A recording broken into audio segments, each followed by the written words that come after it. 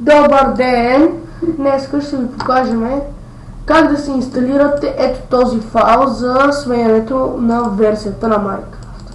Много лесно. Влизате в интернет и пишете Minecraft Version Changer.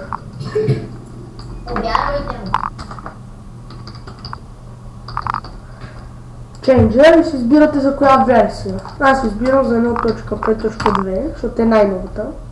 Отивате при това и го инсталирате от тук. Ето какво представлява.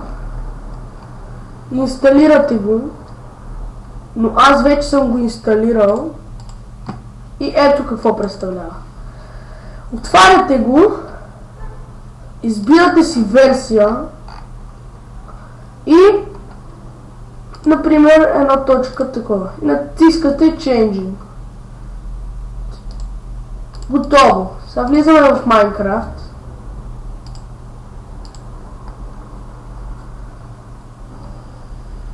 И вижте коя версия ни е.